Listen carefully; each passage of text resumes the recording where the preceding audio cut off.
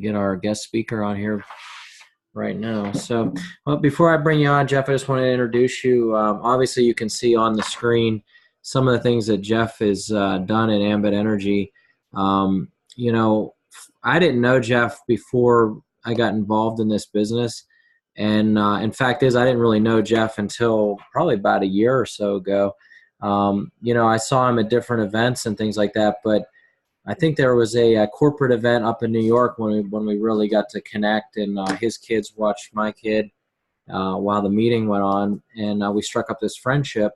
And what I saw with him is he's got this drive for Ambit. He knows the system inside and out, and he works it like it's a real live business. And I think that's the key. He's one of the best in the business as far as I'm concerned for posture. He's not going to chase people around. He's not going to make people do the business. He's looking for the best, and as a result, he's been a Co-Founders Impact Award winner, Fast Track Executive Consultant.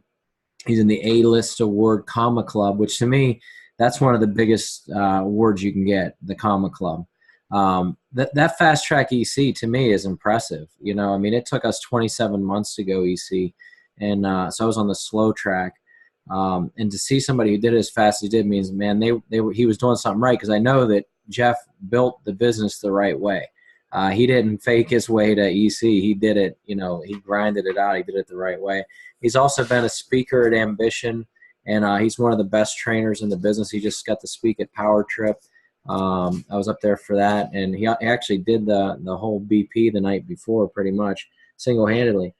So without any further ado, I'm going to bring up Jeff, and what he's going to talk about tonight is the written list. And then just like our normal format, I'm going to have him talk, and then we're going to open up for questions and answers. So at the end, I'll ask if you have any questions, but until then, just hold all your questions. So Jeff, can you hear me good?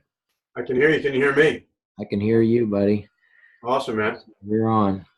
That's good. The Surface Pro is working well. How about that? Well, guys, welcome to our webinar. This is new for me too, but I'm like Mark said, I'm open to what we're doing here, because when I started in this business in 2010, we were in Texas and New York, and like Mark said, we primarily built our business in New York. I didn't have any people in Texas, so if you drove a couple hours here and there, but to be able to reach out to people, especially now that we've just expanded to Japan, which has differences in time frames, and then to Canada, this kind of format, doing trainings online, doing business presentations online, is going to allow us to be able to build a huge business, and that's a huge deal. So I tell a little bit about myself, and then I'll kind of, you guys are going to get a preview of a training that I'm doing this weekend in Portsmouth, New Hampshire, up right on the main line. I'm going to be with Ray Monty and Tony and Diana Procopio, JM, and a bunch of leaders up there. And it's something I'm pretty passionate about, something I've been studying, because I think this is where a lot of people are missing in the business. But in 2010, when I started my Ambit Energy business, I was a contractor, had no background in direct sales whatsoever. And Mark talked about me being a fast track EC. But as you see, I wasn't a fast track RC or an SC, because I got my business started pretty slow, because I really didn't understand what I had. So I'm a father of 5. My oldest is 28. My youngest is 12. We still have the 2 younger ones at home, and my older 3 girls have already graduated from college. So over the last 7 years, building this business on a very part-time basis, I've been learning and earning, and I'm an apprentice in Ambit Energy. I'm just trying to figure this out, but we have so much more to go. I mean, you want to be part of a company. I was part of a company that was a $325 million company when I joined the company in 2010. It's when we were actually awarded the top company in the Inc. 500 in 2010. That's what we had. We didn't have webinars. We had barely a business presentation. We didn't have all the things we have right now. Success Magazine just came out. We used to carry around copies of the Inc. 500 magazine. That was what we had. And so to see us evolve into what it's evolving into, and we're still a baby company. So being part of a company that went from $325 million to 1.5 at its max so far, there was a lot of growing pains, and there was a lot of stuff that happened along the way that we had to adjust to, and we had to learn and move.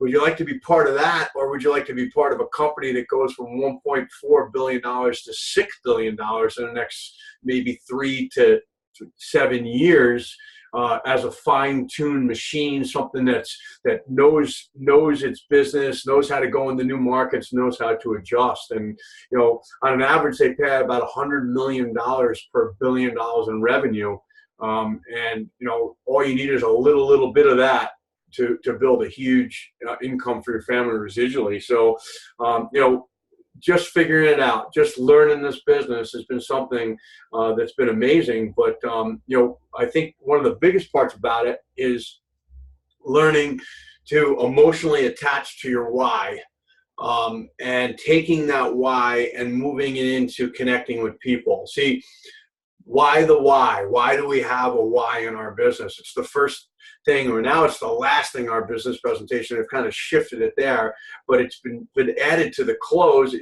People used to start out, everybody when they start their presentation, they talk about their why. I just did it tonight because it's what makes us different in Ambit Energy from all the other energy companies. Now, so connecting emotionally with people, you can't connect emotionally with people if you just talk about Ambit Energy and Jerry Thompson Jr. and talk about all the accolades of Ambit Energy. You're selling how good our company is, which is very important, and I don't take away from that. But when you connect with somebody emotionally with your story, with your why you got started in Ambit Energy, why the business is so important to you and you're passionate about it, then you've made an emotional attachment for that person to start to resonate with their own whys. So when you connect with somebody emotionally, it's not only connecting with your why and letting them know what it is. My why was passionate about sending my kids to college, making sure that they got a great education, because emotionally, to me, I didn't do that. I was the guy that just slipped out of high school, had a great big dreams of being an architect and an engineer. But, quite frankly, I don't think I was smart enough, didn't have the study habits. And I went to college for 12 credits and found out that was a really bad place to be with no study habits. And my father thought that was a really bad place for me to be because he was paying and I was failing. So I went to work, and I went to work in the same industry for a very long time, in the construction industry, but I was emotionally attached to my why when I came into Ambit Energy. And I think we need to figure out that we probably all had a strong why before we came into this business. Everyone says, well, I'm trying to figure out my why. I'm trying to connect with my why. Well, I had my why. My why was sending my kids to college. And when the construction industry started to let me down and put me in a position where that wasn't going to fulfill that why or the dreams of my kids going to college, I had to find something else. And that's when Ambit Energy was introduced to me. So I emotionally attached to it through my why. And then I used my why in everything that I did. When you do the invitation, when you are doing a presentation, it all should be attached to your why, and then finding out what other people's whys are and simply showing them what the vehicle of Ambit Energy can get them. So that's the situation there. Why we're different is because the other companies don't have whys. The other companies have sales, they have feature benefits, and they have closing techniques that salespeople have to do. And about 85 to 90% of the population don't like sales, and they don't want to be in sales. So if you're going to build a massive organization in Ambit Energy, a massive sales force or marketing force of Ambit Energy, you can't sell feature benefits and have closes and have to be in a position where you're going to have to try to sell people, because most people can't duplicate what you do. I could do it. Mark could do it, because we could be sales guys, but you're not going to build a massive organization. And, I heard somebody say something about, I think it was probably about 5 years ago, it was a guy from Staten Island, part of Mike Obey's group. And he said something that resonated with me. I still remember it today, like it was yesterday. He said, it's not what works for you personally, it's what's duplicatable to build you a huge Ambit Energy business. So you need people to be able to duplicate. So if they connect with their why and they share their why, and then people connect with a why, not energy. they're going to connect with you if you talk to them about your why. They're not going to connect with you if you talk about energy, because energy is not that exciting, guys. I'm sorry to say. Ambit Energy doesn't sell better energy. They don't sell energy that's brighter than the other company's energy when you join Ambit Energy. It's just for a little bit less because they did you a favor and they built the business that way. And when you build it that way, that's gather a handful of loyal customers and show others how to do the same. If you look at our new business presentation, they've changed it to saying we do two things. We gather a handful of loyal customers and we show others how to do the same thing. We don't go out and gather bunches of customers from apartment complexes and then put them under people and build shallow organizations that don't have a residual income for the whole team. And customers that aren't going to be loyal to the company. We build businesses on a solid foundation of gathering handfuls of loyal customers. So those are very, very important things. And then connecting it to your why board. And this is my vision board. And I don't know if my face or all the rest of the faces are covering up the one side of the vision board like it is for me, but that's a Porsche 911 riding on the right-hand side there. And it's funny because, connecting to your why and bridging your weaknesses in a sense and visualizing things. I'm not good at doing PowerPoint presentations, setting them up, formatting them, doing anything like that. But I have somebody very close to me that's really, really good at it. And, I had one of the leaders the other day after a training, came to me, he goes, "Hey, who does your PowerPoint presentations? They do a great job." And I struggle with that. And I said, "My 12-year-old. And she said, "Who?" I said, "My 12-year-old daughter, Emma. She's the one that does these presentations." And she set this vision board up, and I wasn't even home. I just wrote vision board on top of a piece of paper and some index cards, and I wrote a square. And she put this vision board together because it's from the vision board that's on our kitchen wall. And these are some of the things that are on it. And she put it on there. And she said to my wife, she said, "What's Dad's favorite car?" And she said, "It's a Porsche 911. So she developed these things. My son wants to build a tree house. We want to, there's different things, but this was developed because I've sold the dream to my family that we're going to attain these things through Ambit Energy. And when you sell that, it's transformed into her mind. She already knows it. The paid in full sign is something that my wife put on the vision board because she always grew up struggling with a single mom and always struggling for money, and something that's very important to her to make sure that everything's paid off and paid in full. In fact, I'll tell you a funny story. I've been self-employed all my life, and when my wife joined me as a family and we got married, she started to run my construction company. And I came home one day and she said, "Oh, I paid all the bills." And I said, "Wow, that's awesome. What do you mean you paid all the bills?" And she said, "I paid all the bills." And I said, "Wow, that's unbelievable. You realize that some of those bills have a grace period, right? So we could have waited 10 days for this one or 30 days for this one, because when you're running a business, you have cash flow." But she didn't know that. She was so excited that she actually had enough money in the bank that she could pay everything off. That's important to her. What's important to you and what's on your vision board? Because once you get this down, then you can start to emotionally attach to what I really think that people are missing in this. And it's building a list for success, connecting to your list emotionally, connecting to people that you're going to put on your list prior to even ever contacting them.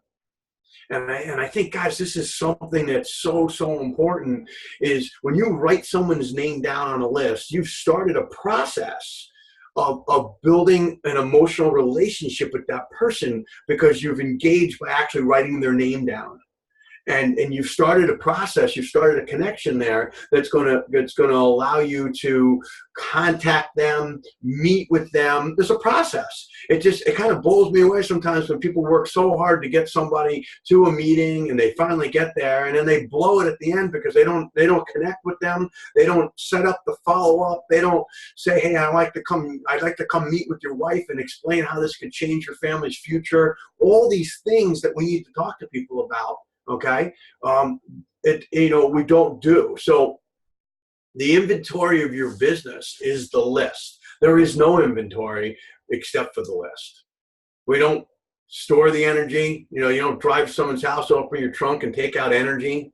You don't have that. You have a list, and that list is a powerful organism that needs to keep growing and growing and growing.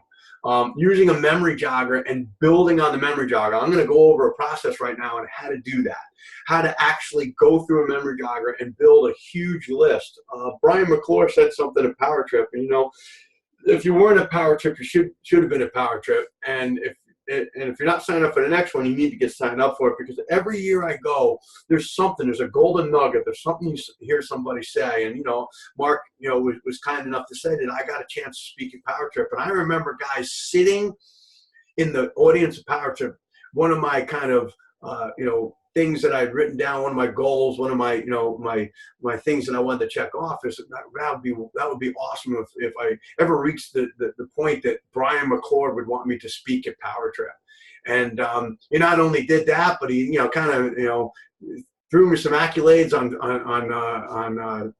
you know, Friday morning at the leadership breakfast, which was totally unexpected. And all I did was I just been learning and earning and sucking all this in and trying to figure out how to build an Ambit Energy business and how to build a direct sales business. And all these things have happened. We've had great people come into our business, but I haven't nearly built the business as some other people that were speaking there that day. But, you know, I was just really blessed to be part of that.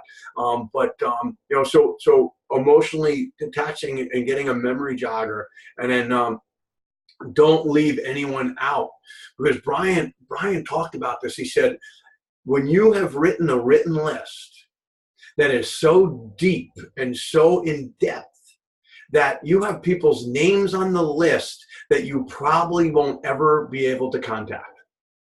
And I thought about that. So it's just, I have people on the list. I just wrote a name down because I remembered somebody and they were a sharp person. I don't even have their phone number. In fact, I'm not even sure if I know where they live, but I wrote their name down on the list. And that's a very, very important thing that's a complete list. That's when you've really exhausted yourself and you've emptied the tank on writing a list. And then don't prejudge. And that's very, very important. So step one, okay, is make a list. Then make it a comprehensive list, and as comprehensive as possible when you built this list. That means you're going to dig into this list, and you're going to go through every possible avenue on writing a list. Now, I think a written list is very important, and I'm talking about a written list. And you might want to store your database somewhere. A lot of guys are computer and women are computer people, and that's fine. But if you're working the list, I think if you take 25 names at a time and actually put them on paper and make a list. I use a composition book that I can write someone and I can write notes underneath it, because I want to write someone's name down. I want to write something about them. I want to write the first time I contacted them. You know, Tony Procopio, I was talking to him today, and he just sponsored somebody and it's a whole chamber of commerce. And there are actually people that are in Ambit Energy that belong to this chamber of commerce that have never asked the leader of Chamber of Commerce or the Chamber of Commerce itself about getting into Ambit Energy. He was blown away. But the reason he was led to this from a guy, he showed the plan 3 years ago. And the guy said no. And then a year and a half ago, he showed him the plan again. And the guy said no. And he didn't say, I'd never do it. He just said no. So he kept him on his list.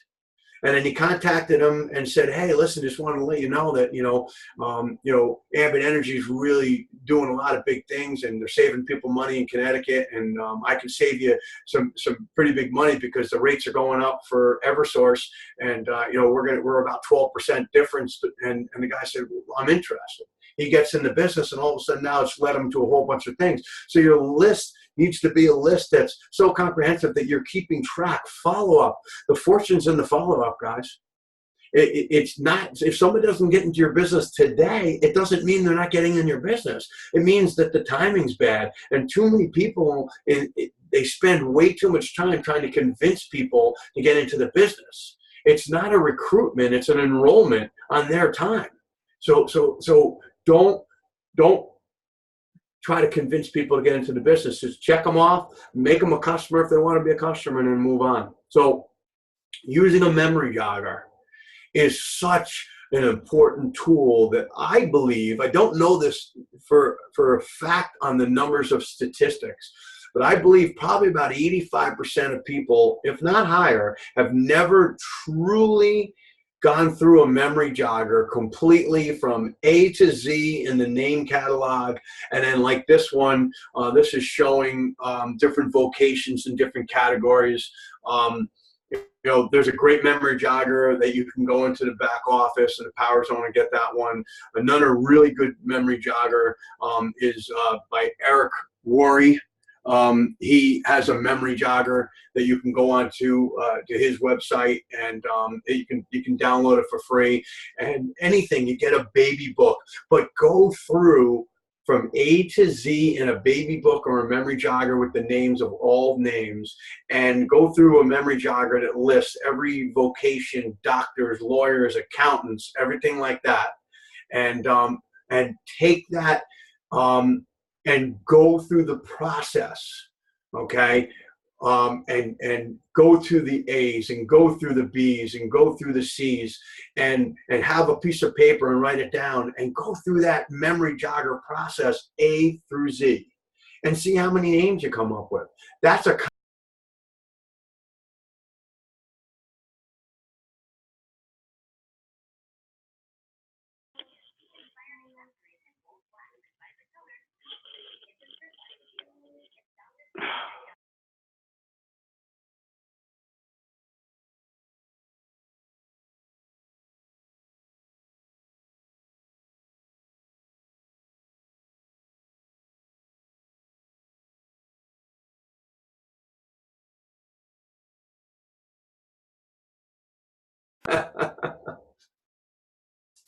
You are unmuted by host. Am I good? Good? All right. So you're working through the memory jogger. You're each person, each vocation. You know, I'm getting real close to this thing because I'm looking at it. But you know, who's your coworker? Who's your doctor? Who's your attorney? Who's the person you buy your groceries from? Everything. You go through that step by step by step and build that memory jogger through, so you can build this list. Take some time, meditate on it, do whatever it takes to do it. Step 2.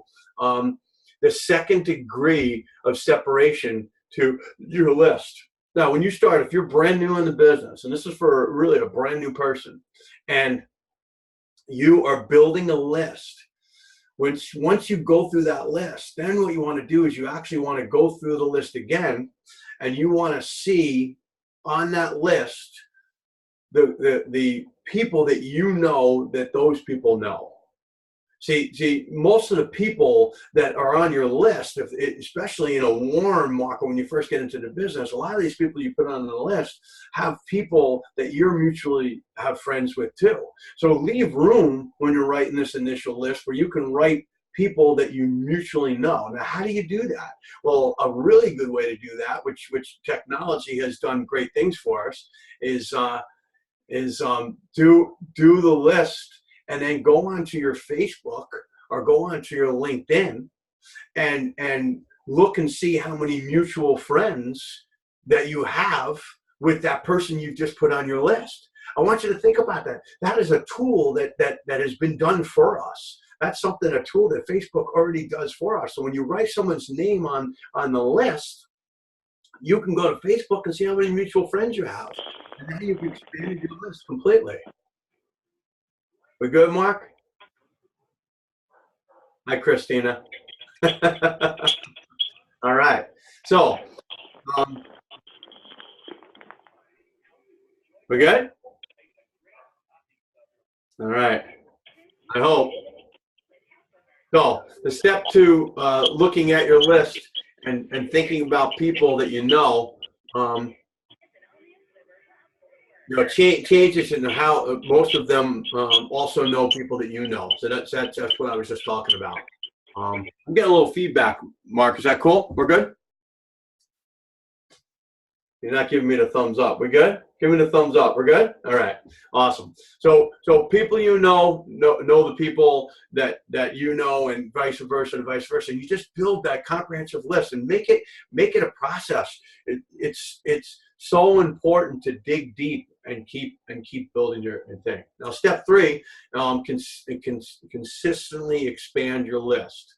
So how do you expand your list every day? How do you? A lot of people say, I'm out of people to talk to. I'm out of my warm market. I have no one else to talk to. Well, every day you should be expanding your list. Every day that you meet people, every day that you come in contact with people, that is how you should expand your list.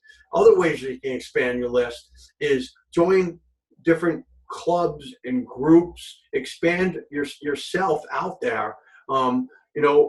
I can think I've been coaching basketball for 23 years, my 23rd year coaching basketball. You can probably see on the background, you can see a couple teams that are up there, right? So all those kids are grown up. A lot of those kids are grown up now. My oldest daughter is 28 years old. So what I started to do is I started to dig into her warm market that was in my youth group when I was at church, that now are 28, 29, married. So what did I do? I went into her Facebook and I started to look who she was connected with. And I just started to friend some people that used to be in my youth group. And now I'm building a whole new list of people that have grown into our market. That's one of the greatest things about our business is we constantly have people growing into our market. People that right now are 16, 17 years old, in 5 years are going to have their own apartment and have an electric bill. And that's the exciting thing about what we're doing here is it's not only that markets are growing and people are building houses and there seems to be a little emergence in our economy. That's exciting, but people are constantly growing into our markets and people are becoming electric users, and that's exciting. That's so constantly expanding your list is expanding yourself and staying on target with that. So how does it work? Well. And I can't see my whole quote because I'm covered up a little bit on the right side. But this is why the professionals, call an active candidate list, because they're constantly, they're never stop growing their list. And what this is saying is the pros that would be in the network marketing model would have a goal of adding at least 2 people to their list every single day. And that's something, you may not prospect them. You may not even talk to them about the business, but what you're doing is it's about building relationships and making friends. So, our kids, Aiden and Emma, are involved in a lot of different activities. So Aiden and Emma both do Taekwondo. So at least once or twice a week, we're sitting there for an hour at a Taekwondo place, and there's people around us. So we're making friends. We're building relationships with those people. Emma does dance. There's not as many things there, but I dip in once in a while. And Aiden just started doing something called parkour. And I don't know if you ever heard of parkour before, but it's just stuff jumping around and rolling, doing all this kind of stuff. So that's a new thing. I met the person that runs the desk today. She's and you just ask questions. So this is a woman I met. I asked her, I was sitting there and I'm standing next to her desk. She's standing behind the desk. So what did I say? I said, so are you the owner? She's like, the owner. No, I'm not the owner, but I kind of manage the place. I'm even looking to possibly buy it. I said, well, that's great. Well, are you from the area? No. Find out she has 5 kids. They're 5 girls. We have 5 kids. She lives in New Fairfield, Connecticut. I mean, in a 15-minute period of time, I got a lot of information on her. So what am I going to do? She's going on my list. I don't even know her last name. I don't know her phone number. I know she works at Epic Studios, and that's a place where Aiden's doing parkour now. And I'm going to make sure that I'm going to be dropping Aiden off, and I'm going to be learning her name, and I'm going to be building a relationship with her. So hopefully down the road I can ask her. I do. The guy down at the road at the pizza place that we go to, that my son likes the pizza. I don't really care for that pizza. I like the pizza place at the other place, but I go in there. But I've been going in there for a year and a half too. How's it going? How's your business going? Good, good. So the other day I just said to the guy, John, I had asked him if he would be interested in looking into business, and he said, maybe. I said, hey, how's business going? Good. I said, are you guys making money? He goes, yeah, we're making money. It's it's tough overhead. I said, hey, you should really take a look at what I'm doing, but if not, how about saving some money? And he said, well, you know what? Let's sit down. And so I kind of, the relationship has finally broken down that I've done so much business with them, and we buy pizza and buy dinners there, and sometimes we order for the whole family, that I could hear it in his voice. He knows that he owes me the opportunity to at least show him what I do. He owes it to me now because I do business with him on a regular basis. And these are the things that, guys, we need to realize that it's so important for us to build relationships before we pounce on people when we don't know them.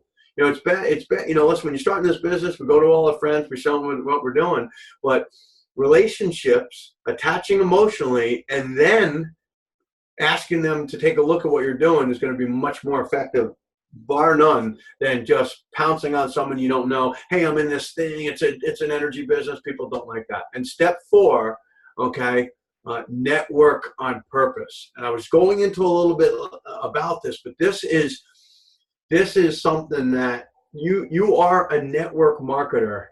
If you haven't realized that yet, that's the business you're in.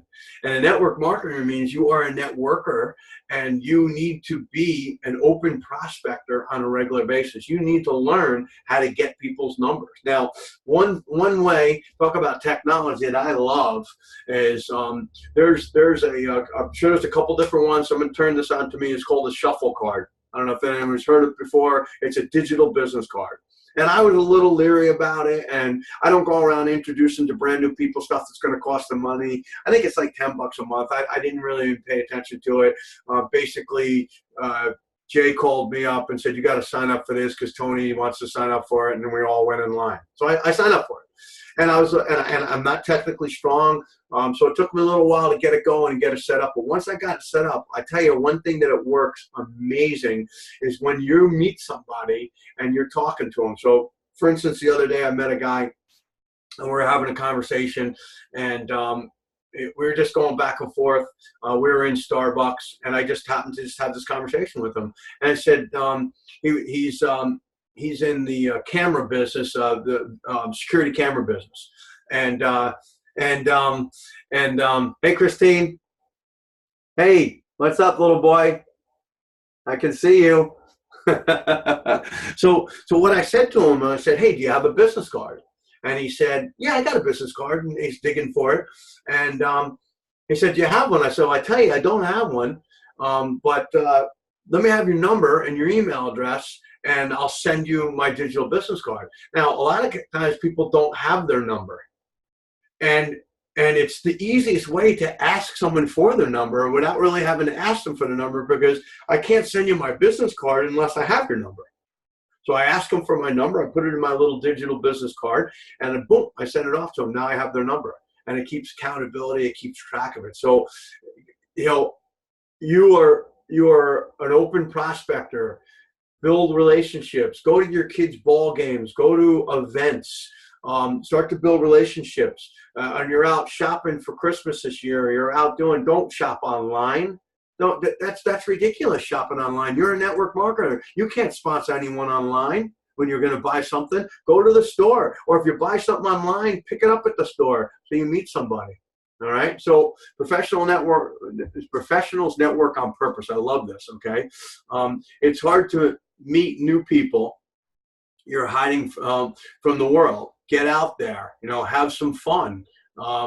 Join a gym. Have fun with a new hobby. Volunteer for something. Get involved in something that's important to you, because you'll be passionate about it. You're going to meet people too. Find places and organizations where you can meet new people. I mean, this is so important to your business. Do only, not only will you enjoy yourself, but you'll also be incredible meeting new people. Okay, stay away from negative people. I love this. They have a problem for every solution. don't put yourself in a position where you need to be around the wrong type of people. If you're around the wrong type of people, you're going to turn into those people. So this is just an overview what I just went over, and then Mark, we can open it back up. But active candidate list, a written list, okay? Make a comprehensive list of people empty it out. Okay, empty your mind. Do whatever you got to do. Every organization, everything you've done. If you need to sit down and put a pad in your lap and go in some quiet time and then come back out, empty your phone after everything. Okay, constantly expand your list. Add 2 people a day. That's just kind of the method of building. Develop a higher sense of awareness around you, who you're talking to, and then use a memory jogger while you're initially list. Make it go through exhausted. Empty the tank. Don't network on purpose. Use social media. Find organizations. These are such important things to how that works. So that's it, Mark. Thanks for letting me practice my presentation here. Yeah, you did great. So I have a couple questions for you, and then I'm going to open it up, see if anybody else has a question. You did a really good job, Jeff, for the first time on this platform. They're just dealing with the slides and stuff like that. You did really well. So a couple questions I did have for you though. What motivates you? I mean, you seem like a really motivated guy. You talk about the why. What motivates you to continue to go? I mean, obviously you've been in this business for a lot of years, and like you said, it wasn't fast track RC and it wasn't fast track into SC. What kept you moving? What motivates you? Well, I mean, motivation. One thing I remember hearing Brian said is, we're not in the motivation business. Okay. Hopefully things we say will be motivational to people. But I really think I trained on this a couple months ago. There's three types of motivation. There's intrinsic and extrinsic motivation and self-motivation. And we're looking for self-motivated people. But what motivates me is I've worked hard all my life. I'm 54 years old, and I want freedom. I want time freedom, and the only thing that's going to free up time freedom is to financially put myself that I have passive income that covers everything that I'm doing. So I think your motivation moves and changes because your why changes. So my motivation in the first 7 years was to get my older 3 girls through college. So that's done. We can check that one off. They've all 3 of them graduated from college, and where else would I have been able to reinvent myself, learn and earn at the same time?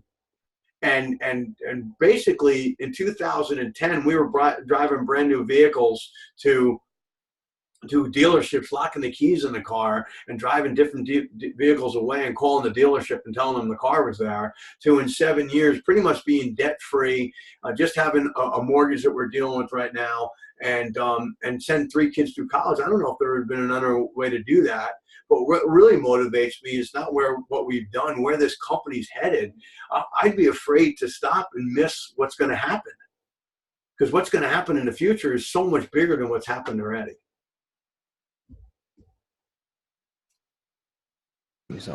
That's great. Now, another question I have for you is, you being in as long as you have, and I know we've been on board for a little over 5 years. In the early days, it was always actually when I first got started, it was no big deal. You go out, you tell people about Ambit Energy. Everybody I showed pretty much joined the business, and then we went through this period of kind of like we hit the sound barrier, and then you'd mention Ambit, and they bring up, I Googled it and I found this and I found that, and now what I'm noticing, and I want you to kind of elaborate on this a little bit, is that it feels like we're kind of breaking through the other side of that. Do you feel like we're on the other side of that wall now, to where it's cool again to be an Ambit consultant? Because I remember when people used to ask me, like, what do you do? And I'd say, I'll have to show you. I can't tell you. I don't want to mention it. Tell me what you feel about that. That's a great question, and we did go through some challenging times, but every business does. Listen, I'm looking for big businessmen that know how to bust through that stuff. I'm looking down two pictures from you, and I got my boy Mike Robinson on the thing. Hey, Mike, I'm waving to you. And super guy, big business guy, real estate investor, and we're looking for people that know how to overcome things like that.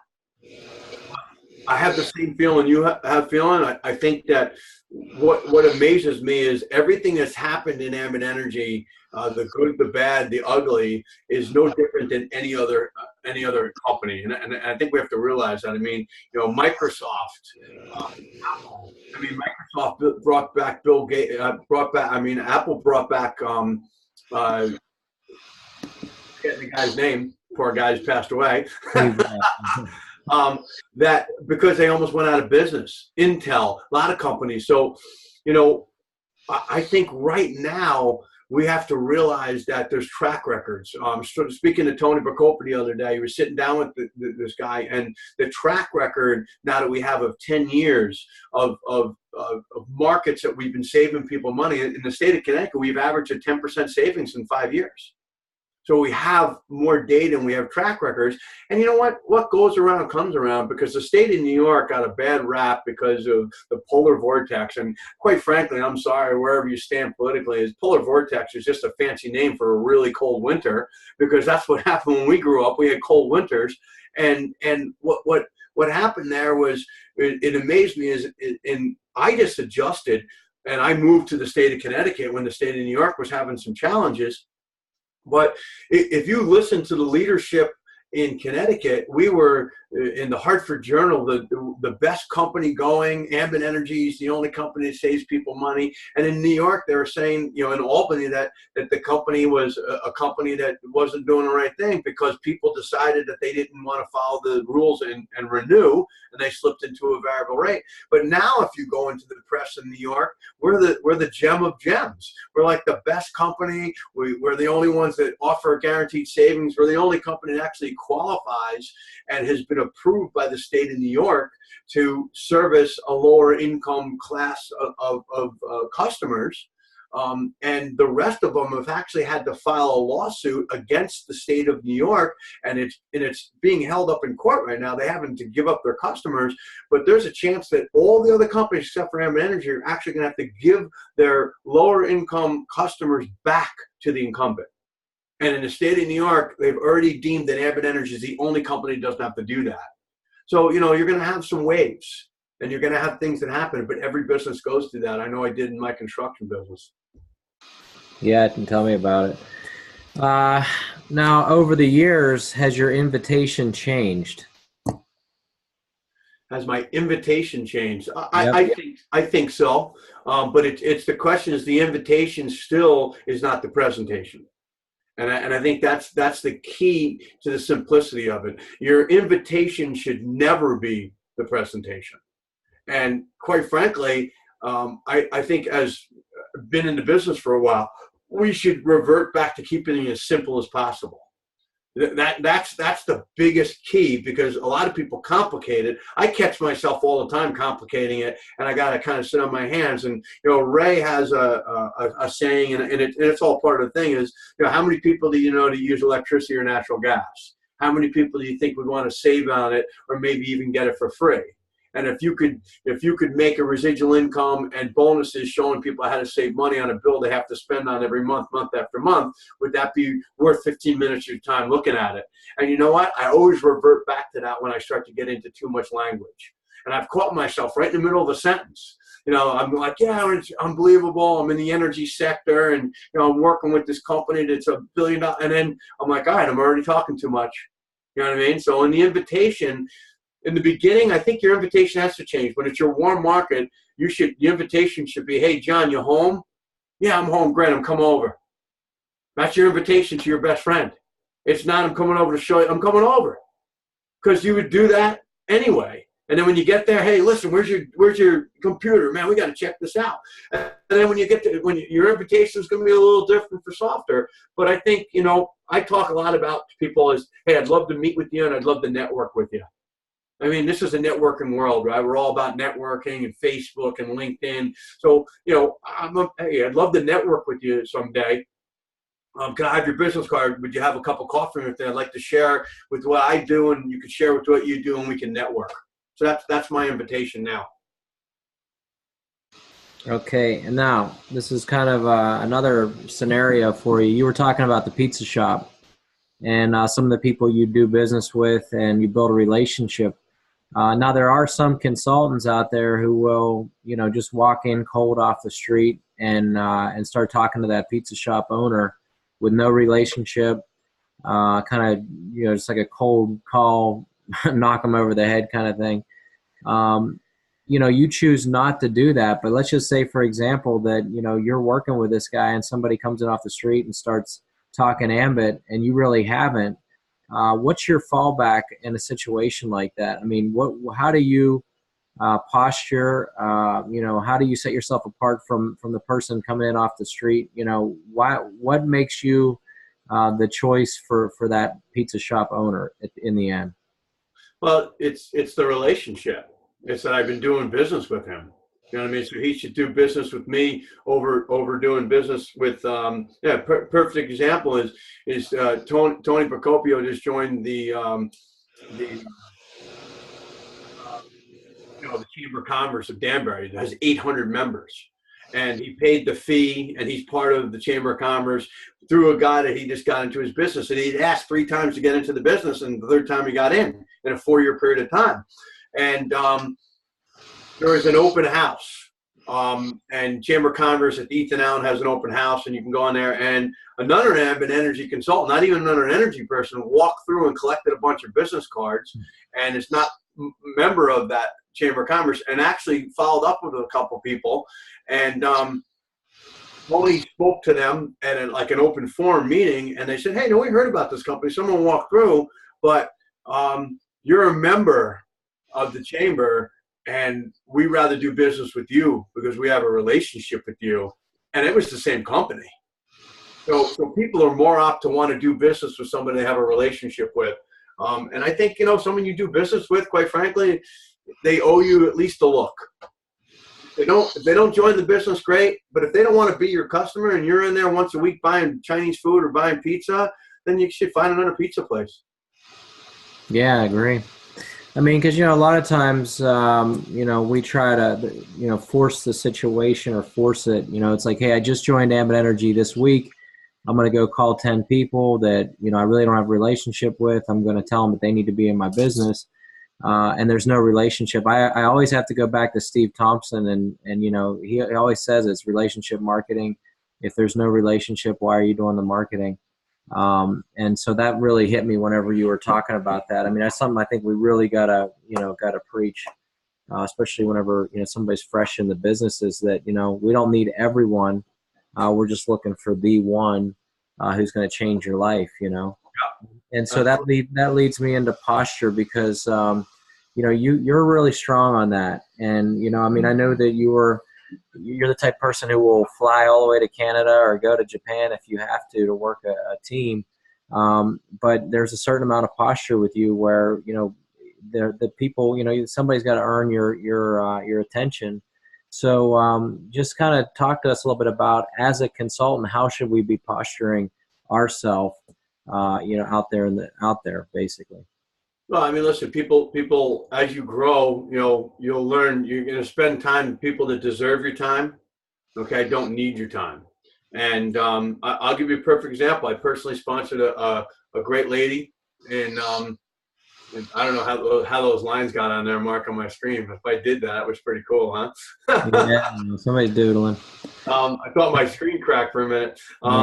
But so I personally sponsored a great lady from Canada, and it was a referral. She had some network marketing experience, and so I said, "Listen, I get in the business. November 1st, you're going to sign up, and then I'll plan a trip at the end of November. I'll come up and we'll work." And quite frankly, she just didn't do the things I asked her to do. She did run into some personal challenges. She was from Nova Scotia. She moved to Edmonton, and I think, quite frankly, I mean, not to expose too much, it's having some relational issues. So I didn't go. And I told her that you need to do A, B, and C before I'm going to get on a plane and spend $1,000 to spend a week, go to Calgary, drive 3.5 hours to Edmonton. And I think we need to have, you need to make sure that people realize that to value your time. I mean, I drove to Maine once a week for about 1.5 years. And then, quite frankly, I stopped going up there because I had to I think you can spoil your group and then they don't grow. And I think that's a huge thing about it. I mean, right now, I don't need to go near the state of Connecticut, and my team's going to grow. I mean, Tony and Diana Procopio and that team just blowing it up, meetings, 100 people at each meeting. I show up because it's fun to be there, and I'm the hero. You know what I mean? They put me up in front of the room. I'm the co-founders Impact One, but I don't need to be there. I go there because I can plug my team in there that I'm personally working with. There's a guy on this webinar right now, Mike Robinson, super guy, always plugged in, always watching things. He's busier and busy right now. I know what he was telling me today. He's got real estate growing out of his ears because he's surprised it's even that busy this far into the winter. But he's always plugged in. So those are the guys that I want to give time to, and I think people need to realize that when you build a huge team, you're only going to have a certain amount of time for a certain amount of people. Okay, now do me a favor on your end. Take down your unshare your screen. This is pretty good. Now I can see everybody. I want to put up a gallery view because I want to see if anybody's got any questions real quick. Perfect. That's perfect. That's a miracle. There we go. All right. If anybody has any questions, raise your hand. Steve Jobs. That's funny. All right, we got John. we got John Caldwell here. I'm going to unmute John, and he's got a question for you. Hey, John. Doing. Hey, I know that as you sign up a new consultant, obviously you build a list with them immediately. Mm-hmm. Do you make calls in there? Or do you give them a little time to regroup? I'd rather make the first 15 to 20 calls with somebody, coach them exactly how to make the call, and then listen to their rep. Listen to how they are on the phone. Some people you might not ever have to intervene, and some people you might have to really help out. I've had people, coach them for 20 minutes, have them go on the U212, Ray Monty, the invitation, and all of a sudden they get on the phone and they're like, oh yeah, I just joined this energy business, and it's like, whoa, that's not what we talked about. I mean, people just kind of jump into that. So I think if you're at least there, you can rescue them and do it with them. I don't like to make phone calls for people. I think that's really, but I think you need to find out if a person can make phone calls. So being with them is a big deal.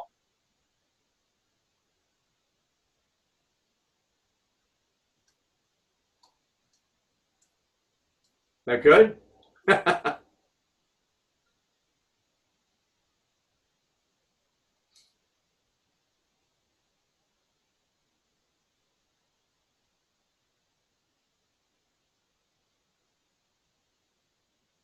All right. You guys can still hear me? Can you hear me? Okay.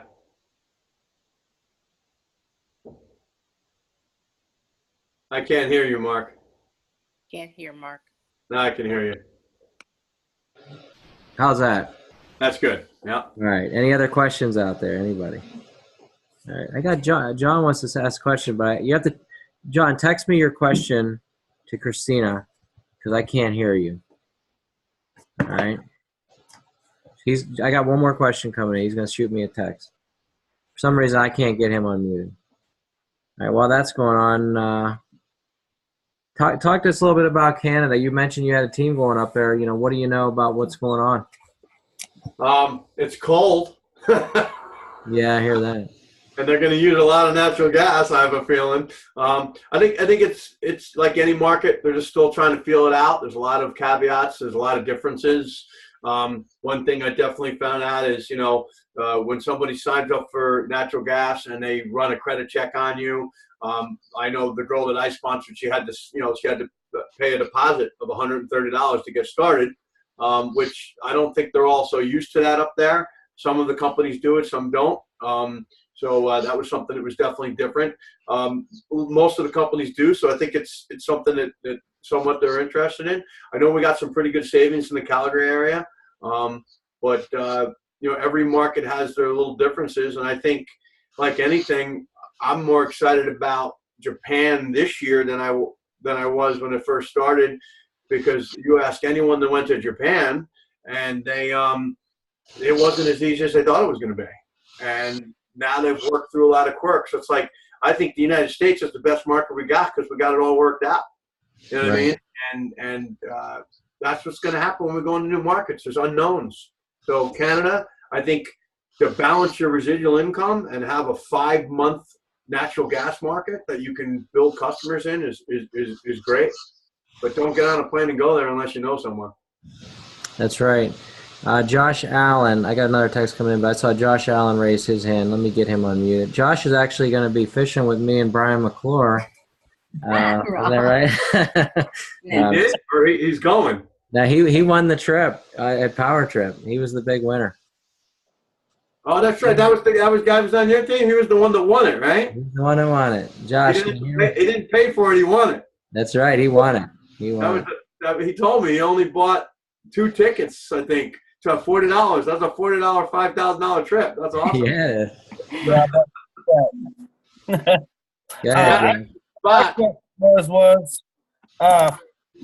It was going off of John's. Like a lot of times, like I work construction and I work late, so my meetings that I get to, they're always late. I don't have time for them to do their list and make phone calls the night I show the presentation and get them in. How long should I give them to get the list together and actually follow back up to give them the call? Because a lot of times I get to I can get them again before they'll call me back, or like a day, 2 days. Yeah, well, listen, I think one thing with the list, and I didn't mention this during the thing, is sometimes don't. You can do the list in stages, so don't freak people out and say, hey, go home and make a list of 500 people, because that's going to freak them out. So maybe your top 25, but I think you always need to set up the next exposure with somebody the time you're with them. So what I think you're saying is it's usually too late by the time you meet with them and get them signed up. It might be past 9, 10 o'clock at night, harder to make phone calls.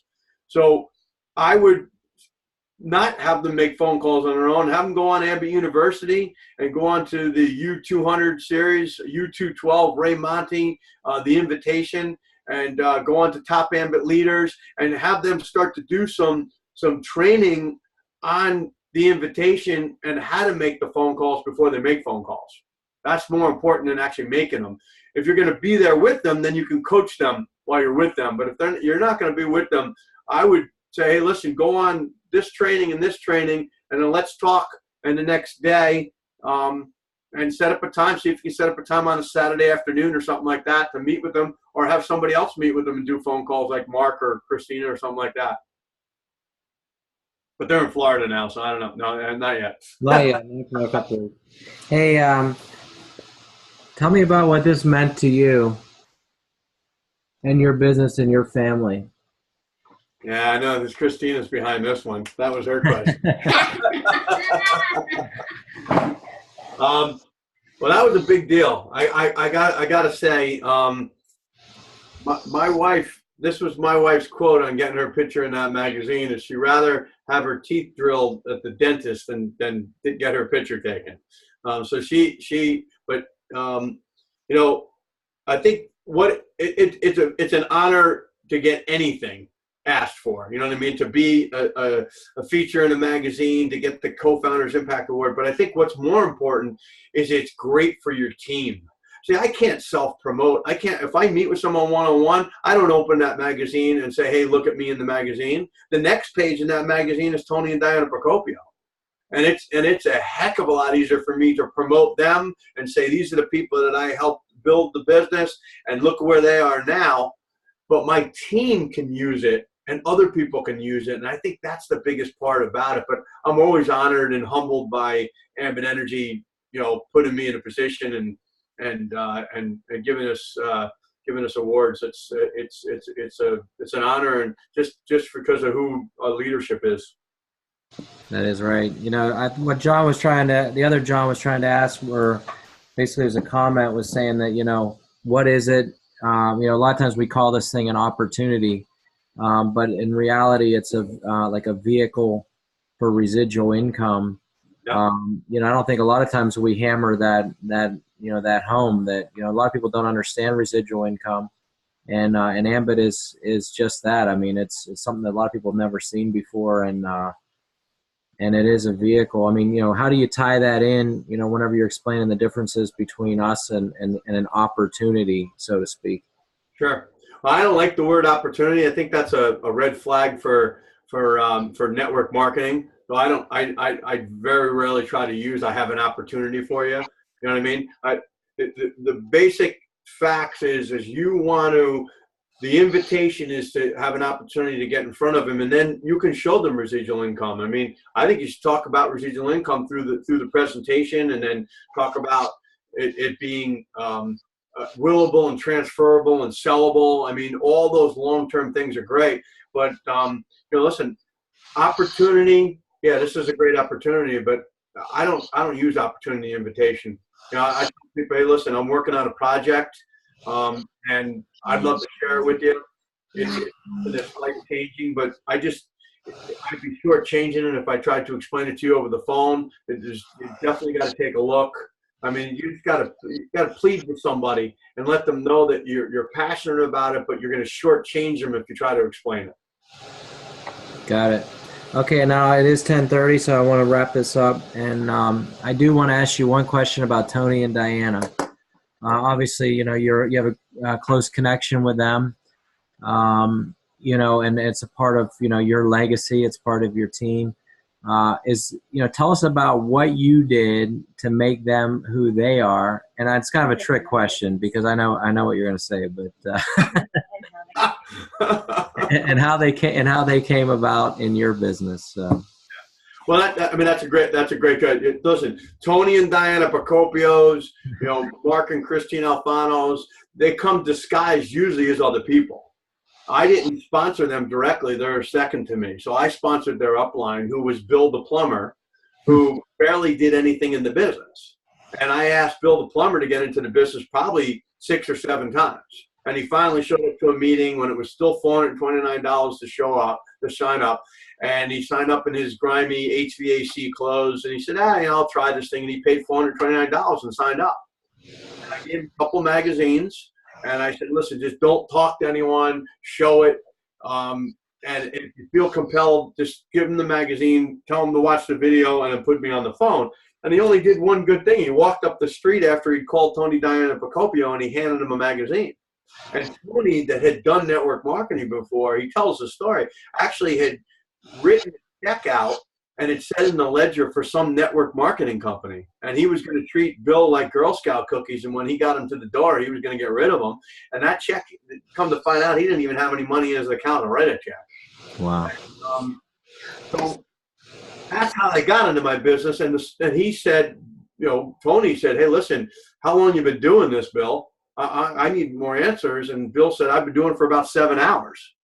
And so he got me over there and I sat with those guys and I went over and I met with Tony and Diana and I spent a couple hours with them and we just talked and I asked them questions. I asked them what would happen if this business was successful for you guys? What would be your why? And from the first time I met them, I knew what their why was to retire Diana from their daycare center. And she'd been working for the last 14 years in her house, 10, 12, 13 hours a day. And in a 3.5-year period of time, they did that. And now they have an after-school program, and he doesn't do his recruiting. So I've watched them fulfill their whys and their dreams. So that's easy for me to sell. When I'm talking to somebody, I say, look, this is a team. But in the beginning, they weren't fast starters. They went to RC pretty fast, but their market had just opened up. So what I did is I supported them. There was a meeting in place. And they came plugged into our meeting in Danbury. But I think a real key is when they started to take off and they started to take ownership of leadership. I talked to Brian McClure. I said, Brian McClure, Brian, what do I do? And he said, step aside and let them roll.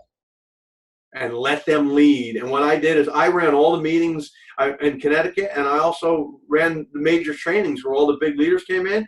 And you know what? Tony Procopio's a lot better at it than I am, so I handed it off to him. And he took off. He runs them all. And that was a major step, I think, in their leadership, is just handing an area off to them and saying, go. That's right. I mean, the cream of the crop definitely rises to the top. Another thing I've noticed is that most of the time, when you see like a millionaire in Ambit Energy, it's somebody on their third level or fourth level or whatever that opened that door for them. Is that your PowerPoint maker there? Yeah, she's my PowerPoint maker. I told them all about it. What do you got on your forehead? All right. This is the PowerPoint maker. This is the one that does all my PowerPoint for me. So they're waving to you. All right. Good night. Love you. All right. She's coming to say good night to me. She still loves me. She's 12. That's awesome. The very last thing I want you to close on is if people are on here tonight and they're not registered for simulcast, why should they do it right now? Well, they don't have to sign up for simulcast. But if you're serious about building an Ambit Energy business, you should be signing up for simulcast. I mean, if there's no reason to sign up for simulcast unless you're serious about building the business, because it's $45 to sign up, and if you guys are going to be in Florida, but you guys are in wherever you guys are. I don't know if you're going to the live show or if you're not, but if you're not, you're going to stream it or go to a party, and that's great. But this is all I can tell you is whatever the successful people in Ambit Energy are doing, do it. And if you ask any leader, any executive consultant, and probably 99.9% of senior consultants are signed up for simulcast. So that would tell me that's what I need to do. And you're going to get a great day of training. You're going to have to listen to me again, because I'm live on the simulcast this year, which is kind of talk about getting prepared for that. That's gonna be a rough one. But you're going to get great training. But you're going to get the cutting edge announcements of what they're going to announce. We're hearing that large commercial is really going to start rolling across our markets. They're definitely, from what I understand, they're going to be opening up another state in the Northeast for large commercial. That's going to be amazing to find out what that is, and just being part of it when it happens is just huge. You know what I mean? So if you're serious about your business, you need to be signed up. I just don't know else more I can say about that. Yeah, it's a game changer. Well, I appreciate you coming on tonight, Jeff. We really appreciate it. What I love about it is that you don't make any money off of Christina and I or any of our growth or anything like that. But that's the Ambit way. You came on and you share your wisdom with our team, and hopefully they got a lot out of it. This will be posted up on our YouTube channel. If you're not subscribed, go and just Google Zoom Ambit and you'll find. I think if you actually right now, if you Google J Emma Zoom is where you'll find my channel, because he was the last one I put on there. So okay. Next week will be Jeff Rollins, and so we just post these up there. And what I've seen is that we might have 20 on the Zoom, and in the next 2 days, 50 or 60 people are going to watch it, and eventually it'll be 100. So. We do appreciate what you've done, and have a great night. So everybody, everybody wave goodbye to Jeff. Bye. Quick. Come here. Say bye. Where is he? Where's Johnny? There's buddy. Bye.